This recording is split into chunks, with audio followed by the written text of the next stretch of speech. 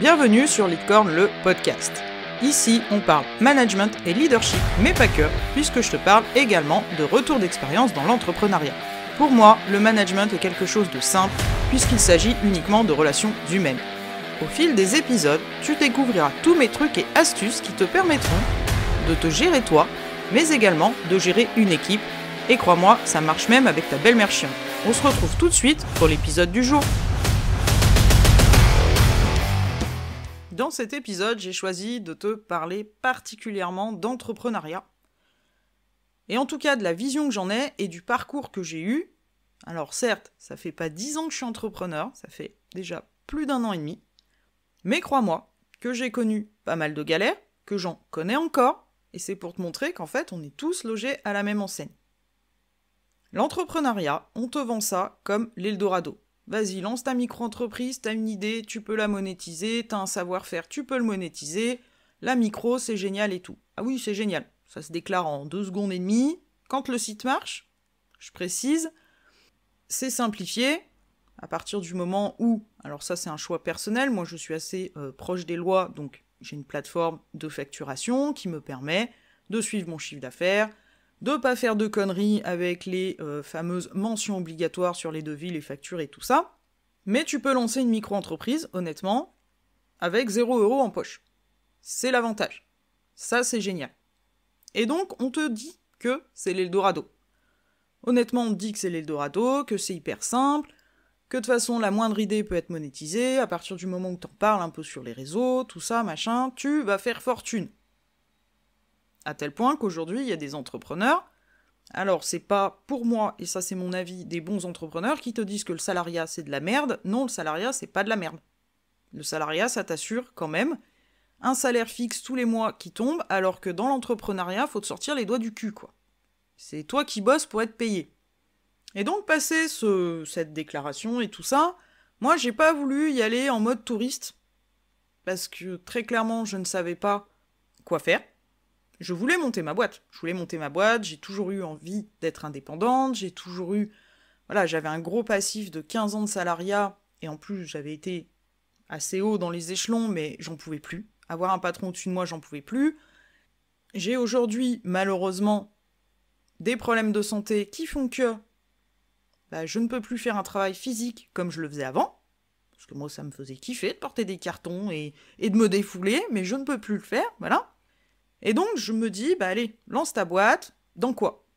Et là, je tombe, et aujourd'hui, avec le recul que j'ai et le regard que j'ai, je tombe sur une vidéo, une pub, qui me dit, deviens assistante virtuelle, c'est hyper facile, avec ma formation, t'auras tout, en plus je t'apporte des clients, je t'apporte tout sur un plateau. Génial quand même. Tu te dis, putain, c'est super, la nana, elle me forme. Alors, être assistante virtuelle, c'est quoi ? C'est accompagner des entrepreneurs dans des tâches administratives, donc gestion de compte client, ranger des dossiers dans un drive, faire des mailing lists, ça peut être publié, voilà, programmer sur les réseaux à leur place, faire des visuels, enfin, des assistantes, il y en a, j'ai envie de dire, pour tous les goûts. Chacune a sa spécialité. Mais ici, c'était vraiment tourner autour des plateformes de formation en ligne. Moi qui ai un goût quand même très très prononcé pour les outils numériques, ce truc-là, c'était pile pour moi. Je me disais, mais c'est hyper facile. La personne, les formations en ligne. Donc en plus, tu suis une formation en ligne, donc tu te rends compte de l'intérieur de ce qu'est une formation en ligne, de ce qu'est une plateforme de formation. Bien sûr qu'il y en a pléthore aujourd'hui, mais la personne te fait un petit peu le panel de ce qui existe, mais elle te montre principalement celle qu'elle utilise elle, bien entendu. Et donc, tu as tout un parcours comme ça de formation en ligne où on te fait découvrir, en gros, le métier d'assistante virtuelle.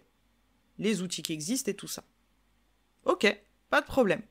Derrière était vendu avec donc, cette pub et cette formation.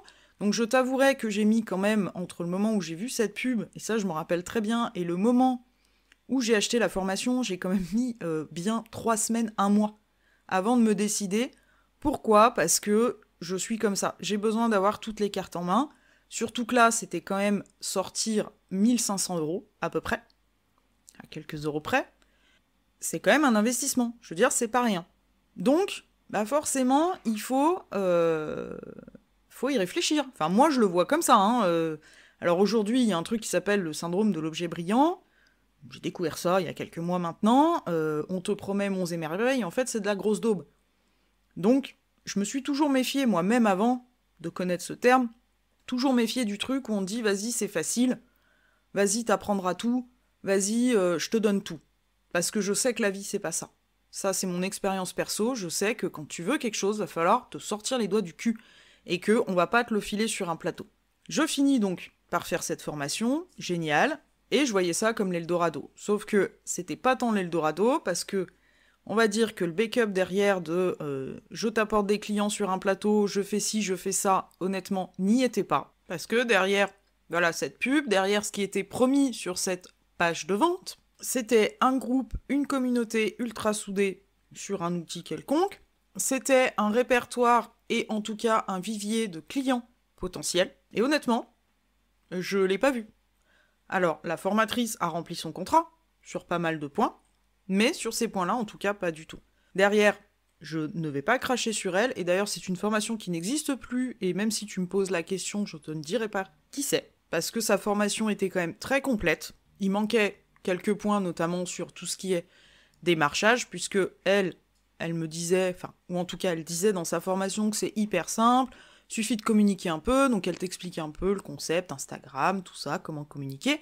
Ça reste assez sommaire par rapport à ce que je sais aujourd'hui, mais son contrat était rempli. Et elle m'a apporté une cliente. Elle nous demandait, en fait, au cours de la formation, au fur et à mesure qu'on faisait les exercices, de créer un portfolio. Ce portfolio était disponible pour elle, et quand elle avait des clients qui cherchaient, voilà, une assistante, elle piochait en fonction de nos portfolios par rapport à ce que la personne lui demandait. Donc elle m'a quand même apporté une cliente, et je l'en remercie encore aujourd'hui. Et c'est là où je veux attirer ton attention. Aujourd'hui, il y a énormément de formations, et je pense que beaucoup de gens ne font plus confiance. Alors, mon avis personnel, c'est que dans mon parcours, j'ai fait une formation en ligne, je continue à faire des formations en ligne sur des sujets bien précis. Par contre, quand t'as besoin de te faire secouer les miches, il faut prendre un accompagnement avec de l'humain, et pas juste des vidéos en ligne où on va t'apprendre les choses. Alors c'est très bien pour apprendre de la technique, mais par contre, pour t'apprendre des trucs comme le démarchage ou d'autres choses, c'est pas suffisant. C'est pas suffisant parce qu'on te met pas de challenge, c'est pas suffisant parce que t'as pas de regard extérieur en fait sur ce que t'es en train de faire, donc toi tu fais en fonction de ce que t'as compris et de ta vision et de ton prisme vis-à-vis de la formation, et vis-à-vis de toi, tes propres expériences d'avant, de ce qui fait que t'es toi, hein, très clairement, de ta logique et de ta façon de penser, mais du coup t'as pas de regard extérieur, c'est bien dommage. Et donc je sors de cette formation avec une cliente. Génial.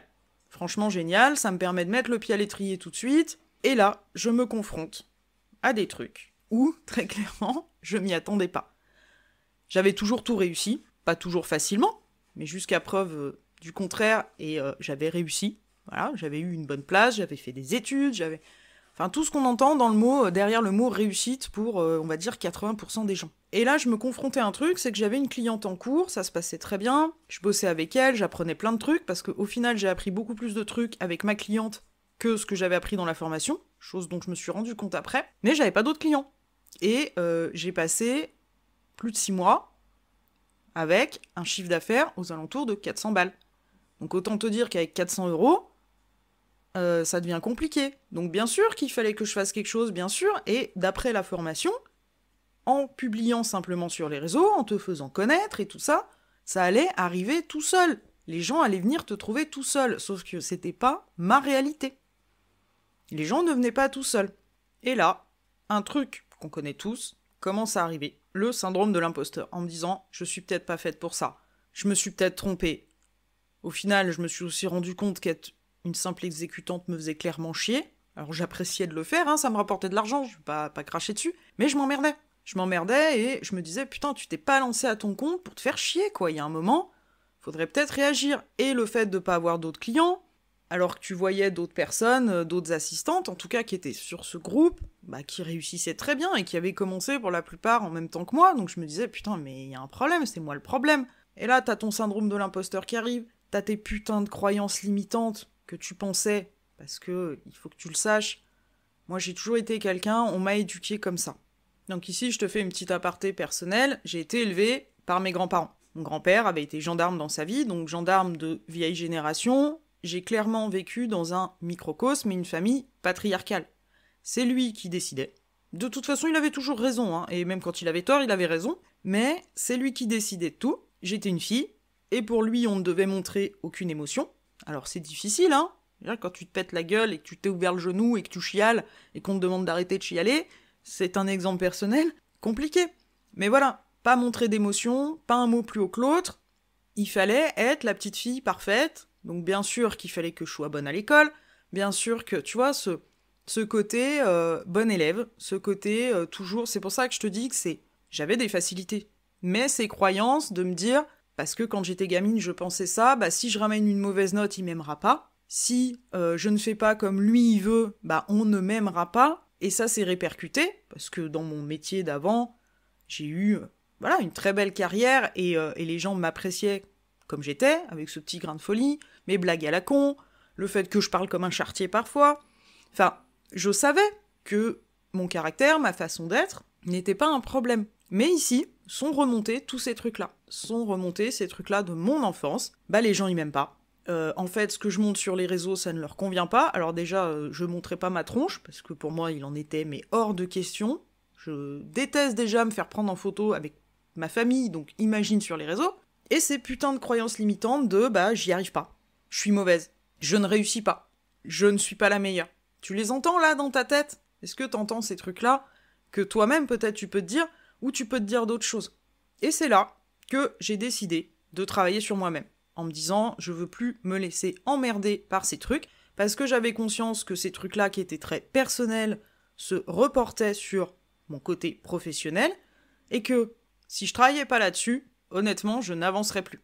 Donc j'ai décidé de faire un coaching spécialisé pour les assistantes virtuelles avec une super coach, et j'ai clairement vu la différence. Clairement vu la différence. La formation en ligne, pour moi, c'est hyper pratique pour apprendre tout seul dans ton coin une technique. Par contre, si tu veux avancer, il te faut un professionnel. Il te faut un regard extérieur sur ce que tu fais. Ça, c'est important.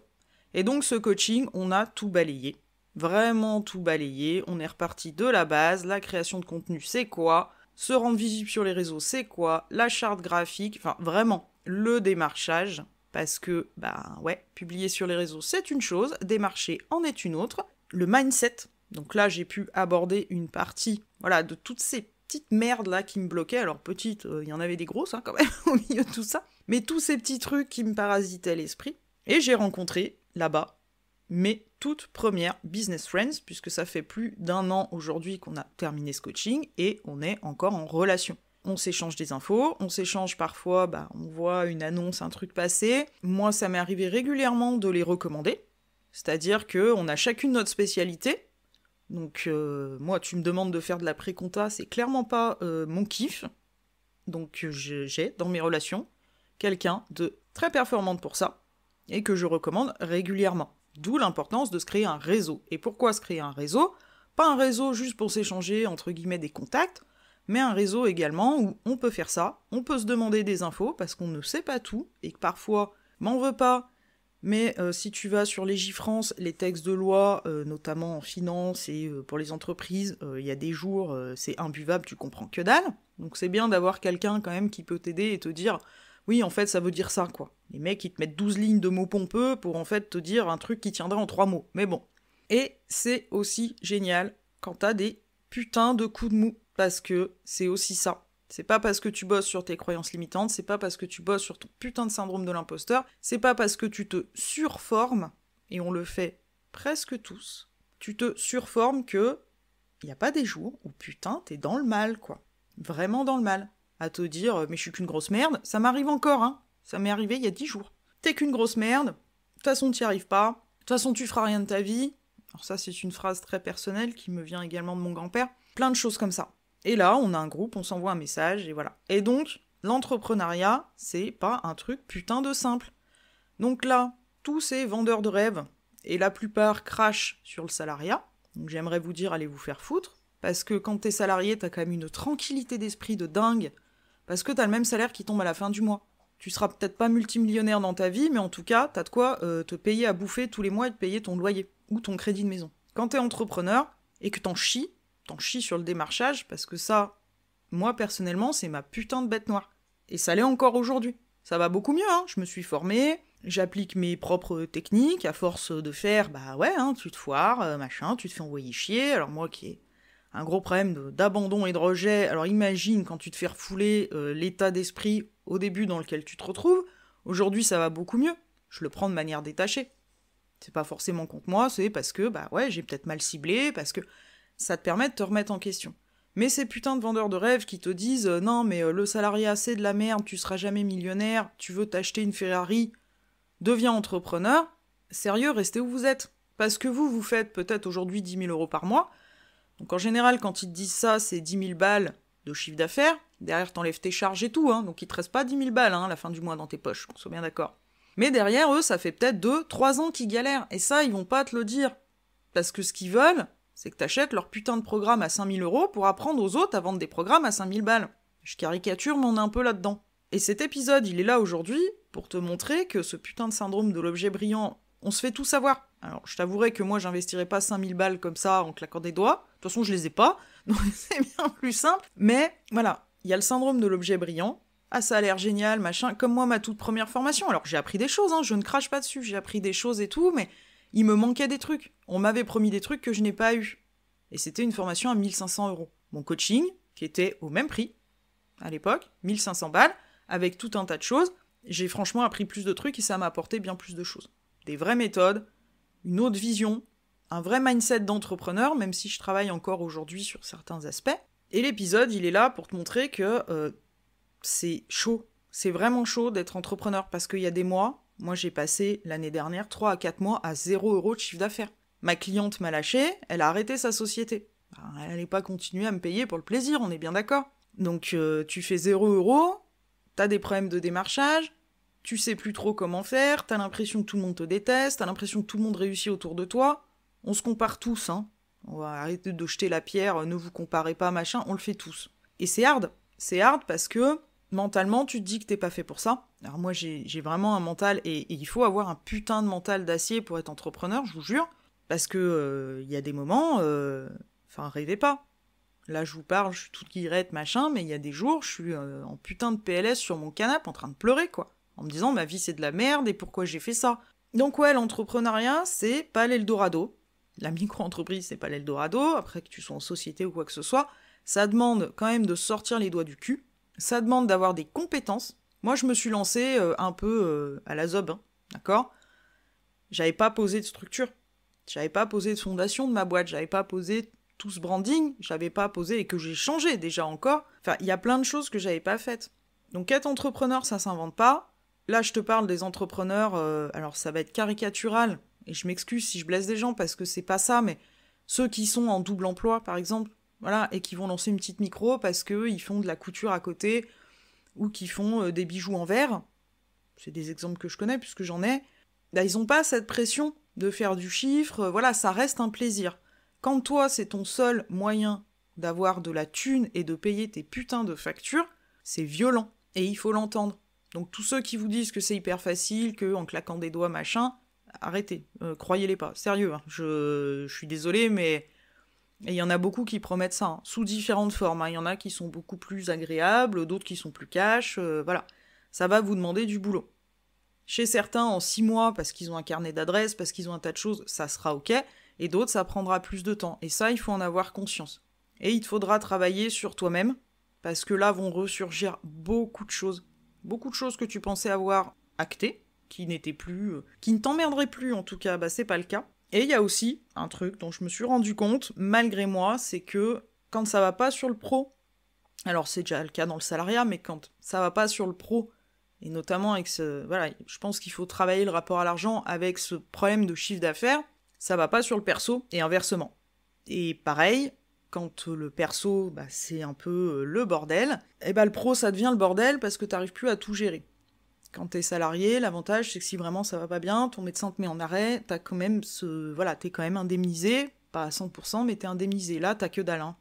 Faut le savoir. Tant que tu fais pas un chiffre d'affaires suffisant, et encore, la Sécu va te payer 50% de ton chiffre d'affaires en indemnité. Donc autant te dire que c'est zéro, quoi. Et c'est dur. Et là, je te donne un exemple, et c'est la première fois que je vais en parler de manière publique, en tout cas de vive voix, parce que j'en ai parlé à l'écrit, en début d'année, cette année, voilà, 2024, mi-janvier, j'ai malheureusement perdu, je pense, la personne la plus importante de toute ma vie. Elle est décédée. Et avec le décès de ma grand-mère, ça a engrainé quand même pas mal de choses. Alors pour t'expliquer un petit peu ma philosophie, elle était âgée, elle était malade, je savais qu'elle devait partir. C'est normal, on part tous un jour. C'est pas ça. Et je m'étais préparée. On a tous vécu ça, on vit tous des décès dans nos familles, de nos grands-parents, de personnes plus âgées que nous. Quand tu sais que ça va arriver, tu te prépares. Sauf que le moment venu, ça se passe pas toujours comme tu l'as anticipé. Voilà, moi qui suis la reine de l'anticipation, donc je m'étais dit qu'effectivement le jour où ça arrive, aujourd'hui j'ai la chance de travailler pour moi et de pouvoir prendre du temps. Donc c'est ce que j'ai fait. J'ai pris une dizaine de jours pour me permettre d'accuser le coup, pour me permettre d'évacuer tout ce que j'avais à évacuer et de vivre ce moment avec ma famille, qu'on se soutienne ensemble. Mais je vais t'avouer que ces 10 jours n'étaient pas suffisants. Et derrière, en fait, j'avais prévu à la base, parce que c'est comme une naissance, un décès, tu sais pas quand ça arrive. J'avais prévu, au moment où elle est partie, j'étais en plein dans le lancement de mes ateliers, qui devaient débuter initialement fin janvier, donc que j'ai repoussé, parce que de toute manière, j'aurais pas été capable, mentalement, au niveau énergie, ça se serait ressenti que j'étais pas là, et c'est pas ce que je veux donner aux gens. Je ne suis pas comme ça, moi je donne tout à mes clients. Les personnes que j'ai pu coacher vous le diront, je donne même bien plus. J'y mets de l'énergie, j'y mets tout un tas de choses, j'y mets tout mon cerveau, toute mon âme et mon corps même limite. Et voilà, j'ai repoussé ce moment-là, et en fait, même en repoussant ce moment-là, je l'ai très mal vécu. Je pense qu'inconsciemment, j'ai saboté le truc, parce que, je vais être honnête, j'ai eu personne à mes ateliers, pourtant c'est pas faute d'avoir communiqué, c'est pas faute... Voilà, d'en avoir parlé, je fais partie de plusieurs réseaux d'entrepreneurs, j'en ai parlé, franchement, j'en ai parlé. Il y a des gens avec qui j'échange régulièrement, je leur en ai parlé aussi à titre individuel, et franchement, j'ai bredouille. 2 ateliers, 0, quoi. Et tu vois, ça c'est chaud. C'est chaud parce que déjà dans ta tête, moi j'ai perdu ma grand-mère, j'ai perdu mon repère, j'ai perdu la personne qui m'a tout amené, tout apporté. Tout montrer, c'est... Voilà.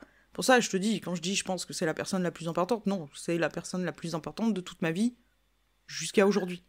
Et donc, t'es dans cet état mental où on l'a tous vécu, un deuil, chacun le vit à sa façon. T'es dans un état mental déjà pas globe, qu'on soit bien d'accord, et en plus se rajoute ça par-dessus. J'ai déjà fait d'autres lancements qui ont échoué, sur d'autres trucs. Je l'ai pas vécu de la même manière, puisque là, je n'étais pas bien. Le perso a une grosse incidence sur le pro. Et ça, que tu sois entrepreneur, alors entrepreneur, tu le sens bien, parce que ça a une incidence sur ton chiffre d'affaires. Quand t'es salarié, c'est pareil, sauf que, tu peux être en arrêt, être indemnisé quand même, donc t'es moins dans la difficulté, de cette histoire d'argent. Et puis, je vais te confier aussi autre chose, c'est que c'est le genre de sujet, donc quand je suis vraiment touchée par un truc, donc là, j'étais plus que touchée, on est bien d'accord. Genre de sujet que je n'ébruite pas. Alors c'est aussi un peu familial, on est tous comme ça. Mes grands-parents ont eu 4 enfants. Les 4, ils sont comme moi. C'est-à-dire qu'on n'exprime pas trop entre nous les émotions, les sentiments, les choses comme ça.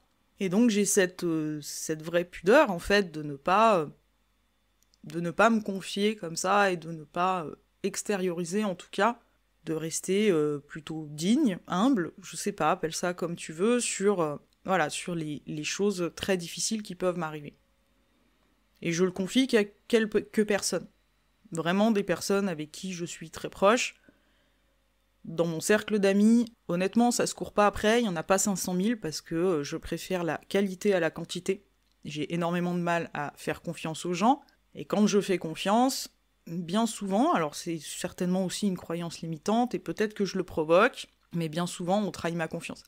Et ça c'est un truc aussi, petit tip, ce qu'il faut que tu saches sur moi, c'est que si on me trahit, moi je rends mais au centuple, quoi. C'est un peu le problème. C'est quelque chose qui est arrivé l'année dernière avec quelqu'un. Voilà, j'ai pas été une bonne personne, j'ai pas forcément bien agi. Après, si j'en suis arrivée là, c'est aussi que les choses ont dépassé mes limites. Mais dans ces moments où t'es dans le mal, où tu te confies à des personnes, dont tu es proche, et souvent on dit ça, On dit, c'est quand il t'arrive une merde, hein, peu importe laquelle, que tu vois tes vrais amis. Et ouais, j'ai aussi vécu ça. Donc tu vois, là, depuis le début de l'année, niveau entreprise, c'est chaud, je le cache pas. Donc aujourd'hui, j'ai des clients, mais j'en ai pas assez. En tout cas, pour avoir un revenu confortable. Donc je me dépatouille, c'est pas le souci, parce que mon projet, j'y crois. Je suis pleine de compétences et que franchement, j'apporte énormément aux gens. Mais de l'autre côté, ce côté perso où j'ai perdu des gens. Donc en janvier, j'ai dû faire le deuil de ma grand-mère, enfin c'est toujours en cours ça, et un mois et demi après, j'ai dû faire le deuil d'une amitié. Et ça aussi c'est en cours. Et voilà, les gens te tournent le dos. Donc là, tu te rends compte en fait des gens qui sont proches de toi ou pas, des gens qui t'apprécient comme tu es ou pas, voilà. Et ça a une énorme, énorme, énorme incidence sur mon mental. Je le cache pas, j'en ai parlé dans une newsletter. Donc si ça t'intéresse de lire mes newsletters, je peux aussi bien parler du pro que du perso. Enfin, c'est pas mon journal intime, mais c'est en fonction du sujet qui me tombe dans le cerveau sur le moment. Hein. Mais j'en ai parlé il y a quelques temps dans une newsletter que de faire attention à sa santé mentale quand on est entrepreneur, parce que t'en chies. Et que en ce moment, moi j'en chie. Donc j'affiche pas ça forcément sur les réseaux, parce qu'on est tous pareils, on se montre à notre avantage, on est bien d'accord, mais c'est galère. C'est galère et c'est aussi la contrepartie pour moi de ce qu'est l'entrepreneuriat.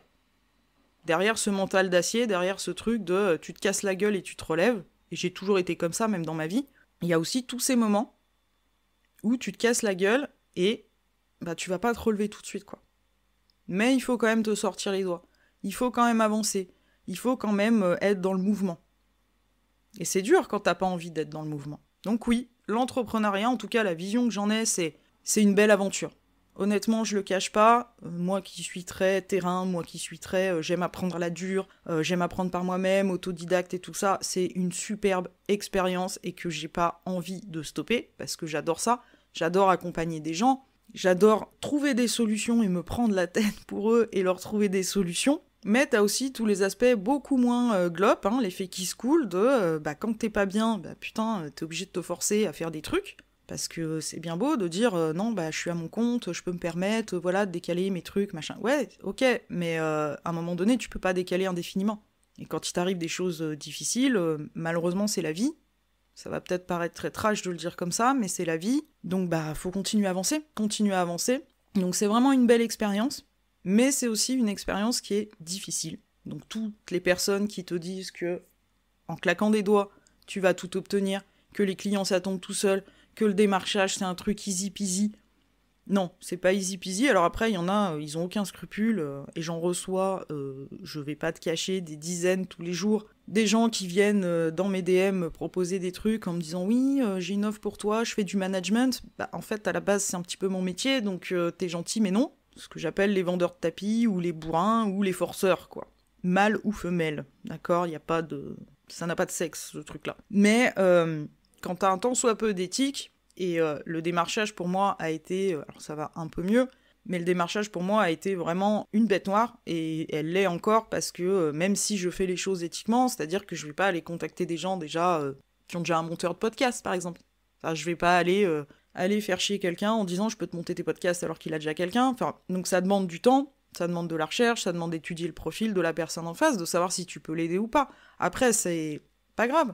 Même si tu peux pas l'aider, moi j'adore découvrir des personnes, j'adore découvrir des profils. Donc c'est pas un souci, mais c'est quelque chose qui prend du temps, quelque chose que personnellement j'étudie parce que je pourrais y aller en mode bourrin aussi, et je l'ai fait. Il y a des outils qui te permettent d'envoyer automatiquement 36 milliards de messages, si tu veux, automatiques. Ça, j'en veux pas. J'ai décrété que, pour moi, ça n'est pas dans mes valeurs. Donc j'en veux pas. Et tous ces aspects-là, de te confronter aussi derrière à tes croyances limitantes, ton syndrome de l'imposteur, ton manque de confiance, parce qu'il y a des choses qui te chatouillent, ce rapport à l'argent, et tout ce côté, très imbriqué du pro et du perso pour le coup, même si c'est déjà le cas pour les salariés. L'entrepreneuriat, c'est pas les doigts dans le pif. C'est pas l'Eldorado. Donc je suis navrée si tu m'écoutes et que tu pensais que c'est le truc qui coule tout seul, parce que beaucoup de gens se lancent aujourd'hui, donc c'est que ça doit fonctionner. Non, ça ne fonctionne pas systématiquement. C'est dur, ça demande du travail, ça demande de travailler sur soi-même, ça demande de lancer des choses et de te péter la gueule littéralement, et de te relever et de recommencer. différemment, parce que les erreurs et les échecs n'en sont que si tu n'en tires pas de leçon, pour moi, c'est ma vision, c'est ma philosophie, et c'est probablement pas fait pour tout le monde. C'est une réalité. Il y a des gens qui sont pas prêts à vivre ça, et c'est pas, je leur jette pas la pierre, parce que même moi, au cours de mon parcours, je me suis déjà posé plein de fois la question. Si tu crois, et je suis comme toi, si tu crois qu'honnêtement, il n'y a pas, allez, je vais être gentil une fois par mois, où je me suis pas dit j'envoie tout chier, putain, je reprends un boulot. Ouais, je me suis posé 1 milliard de fois cette question, bien entendu que pour sécuriser aussi une partie, alors pas de chiffre d'affaires, mais d'argent, j'ai aussi cherché des mi-temps. Il n'y a pas de honte à ça, on est tous logés à la même enseigne. Après, si t'as les moyens de te monter une équipe derrière toi, des gens qui vont faire les choses à ta place, t'as comme un service marketing, ouais, c'est sûr que ça ira vachement mieux. Hein. C'est clair que ça ira vachement mieux. Mais pour la majeure partie des entrepreneurs, donc des coachs, des formateurs en ligne qui débutent, on n'a pas les moyens de travailler avec ces personnes-là. Donc il faut que tu aies conscience de ça. Cet épisode est carrément plus long que d'habitude, mais c'est vrai qu'ici, voilà, j'ai l'impression d'avoir fait une disserte de philo. Je suis désolée, mais j'avais vraiment besoin d'aborder tous ces points avec toi, même si je parle beaucoup de management et de leadership. C'est pareil, le leadership, c'est être honnête. Et c'est ce que je prône, ne jamais mentir, ne pas dire de bullshit. Donc je voulais pas te cacher les choses, je voulais pas te dire que non mais c'est génial, je vis ma meilleure life, j'ai jamais de soucis, machin, parce qu'en fait on est tous pareils. Si cet épisode t'a plu, n'hésite pas à t'abonner, n'hésite pas aussi à me laisser 5 étoiles sur Spotify, un commentaire, et je vais te souhaiter une belle journée ou une belle soirée en fonction de l'heure à laquelle tu vas m'écouter, et à bientôt.